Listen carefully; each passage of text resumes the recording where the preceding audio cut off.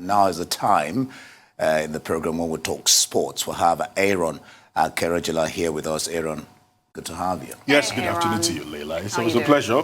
And without wasting much time, let's start it off with the UEFA Champions League. Yesterday, we saw quite a lot of matches. Oh, we did. I must say, yes, and emphatic fashion from them. UEFA Champions League came and delivered. We saw quite a spectacle with Rennes losing to Chelsea 2-1. Olivier Giroud coming in from the bench to score the winning goal. Sevilla beating Krasnodar. SSC Lazio in 80 beating Zenit St. Petersburg. Borussia Dortmund, we'll be talking about that in a moment. Just hold on to that. Borussia Dortmund beaten Club Brugge 3-0. Dynamo Kyiv losing to Barcelona 4-0 with Braithwaite getting a brace in that one. Ronaldo and Morata got the goals for Juventus as they beat Ferencváros, and Paris Saint-Germain, Neymar scoring the penalty. A solitary goal was enough to beat RB Leipzig, and Bruno Fernandes roaring for Manchester United in a very comfortable 4-1 victory against Istanbul Başakşehir. Now, it could have been only Giroud could have scored that goal because it's a height. Played a real part. Literally. They always say this. If you give Giroud a very good pass in the air, he is likely to actually score. Buried. Now, of course, you can see then, thanks to that particular one, that particular result yesterday, meant that Haaland once again is showing that he's very clinical in front of goal. At the moment, he got 2 goals yesterday, with Jadon Sancho getting the 3rd goal for Borussia Dortmund, and that means he's taking his tally to 6. Marcus Rashford scoring a penalty yesterday. Dr. Rashford. Okay, yes, Dr. Rashford. Thank you very much for that correction. All right, getting a goal for them, taking his tally to 5. Alvaro Morata also getting a goal, taking his own tally to 5. Diogo Jota will be playing tonight, and he'll be hoping that he has the same luck he had against Atalanta the last time out. Whether he will get a hat-trick is left to be seen. Bruno Fernandes with 3. And you didn't add that Haaland has surpassed, I think, not just this, I think he has surpassed the scorers in the Champions League with this particular. I was listening to it this morning. I can't remember it, but he has surpassed. Is it Ronaldo and all the people, even De Lima? With his scores in the group stage. At this, we haven't played 3 games. Yes, I haven't played 3 games. He's very clinical. His history he's making. The guy is just too much. Yes, young, talented, and quite enterprising in front of goal. Let's actually see tonight.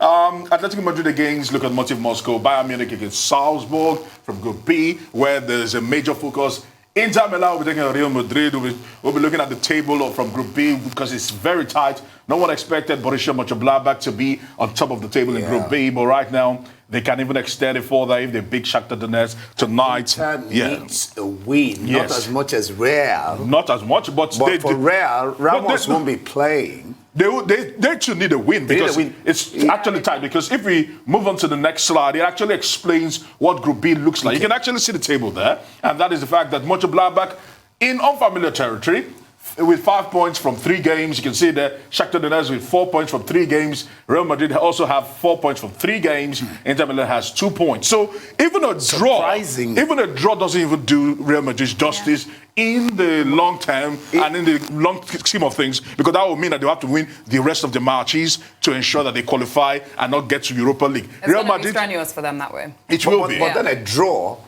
is better for them than Inter getting a draw. Now, the point is, needs a win outright. Of course, Inter needs a win. They definitely need a win. They need a win, but it's both teams are now caught between the rock and the hard place.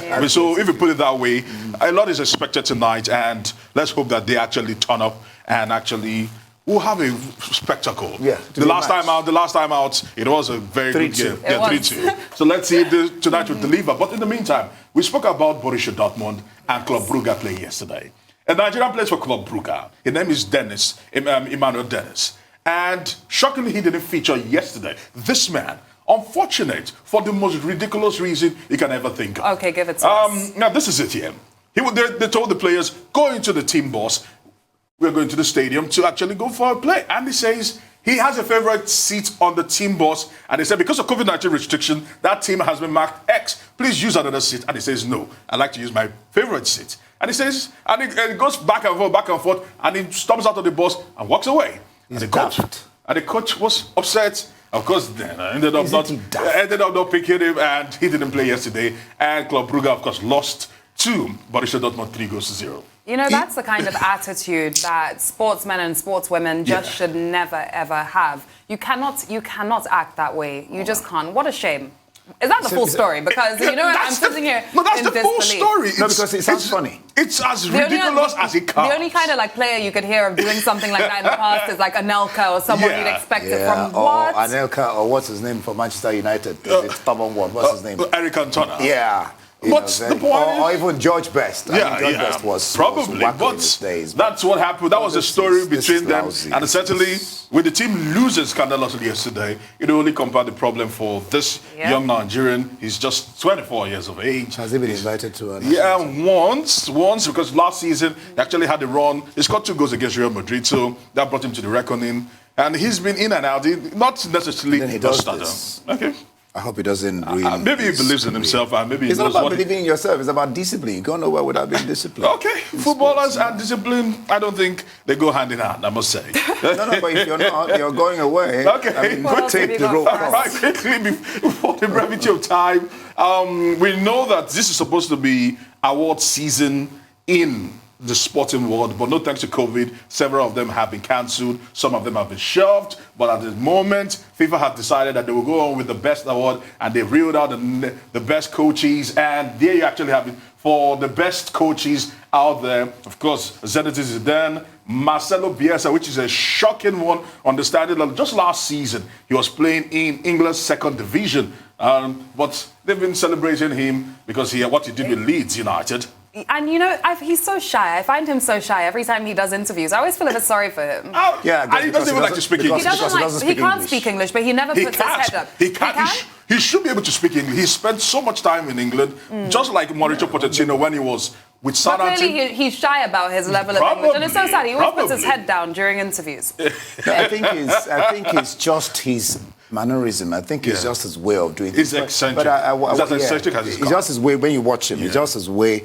But I'm wondering why he can't, get to learning English, because No, he speaks English. Now the point is he speaks English, He's but the just point not is, fluent. but some coaches they refuse to speak English. Mauricio Pochettino was like that with Southampton. He refused to speak English. Well, he began to speak in. But Tottenham insisted he cannot coach Tottenham and give press interviews in Argentine or in Spanish, and he did. Well, it is the English league. All right, so still moving on some of them quickly. So, of course, the goalkeepers, of course, we have the ones from Real Madrid, Liverpool, Bayern Munich, Barcelona, all represented there. And the usual suspects for the best players, of course, Ronaldo, Lewandoski, Messi. I don't know why they're on the list. If we move on, of course, Sergio Ramos, a lot of Liverpool players, about 4 Liverpool players at the moment. Salah, and of course, the goal machine of Poland, Virgil van Dijk, Lewandowski. Yeah, and Lewandowski, a lot of people are tipping it to be the favorite to win this particular award. I think but before I go, let me just quickly throw in here the video of the day, so that if I don't have time, maybe before you want to talk about this best video of the day, very shocking one. Now, Leila, it's women football in Brazil, and a lady. Why did you say, "Oh God," to women's football? Anyway, go on. Okay, if they can help us with the video there. And a lady, she claimed that she didn't see, she didn't see the, Jeanette, that's her name, and she said she didn't see the player, that her eyes were completely on the ball, and when she took a diving or a karate kick and actually took out the opponent, she got a straight red card, and they actually gave her a 6-match ban. Some people were even saying it was too lenient because she went literally in the face. That would have taken her teeth out. And thanks she said that, because she plays for a team called Tirandates, which literally means removing your teeth. Okay, that's talk about, no pun intended. Okay, no, but that's painful. I think the ref was very fair. Red card, of course. Putting someone out for 6 games as well. To be honest, because you have to be very careful. You do have to be careful. Unfortunate, but wow. Some are saying it was a slap on the wrist, that she should have gotten more. No, I don't think it's a slap on the wrist. I think it's fair enough. She's shown quite a lot of penitence. She said she didn't know. Yeah, watch her. It looked like she was looking somewhere when she did that. Watch. It's fair enough that it's a mistake. She was looking somewhere, actually. Watch it again. She was actually looking somewhere. Watch.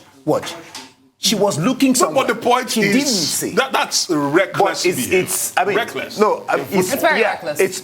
You will get punished, whether it was a mistake or not. But if you watch again, you will see she was actually looking somewhere when she stretched her legs. Unfortunate. But I mean, it's a foul. A foul is a foul. A foul. Whether you know or you don't. She got sent off. She has apologized. She said she has been training hard to actually up her game. So it's unfortunate that she's found herself in this kind of quagmire.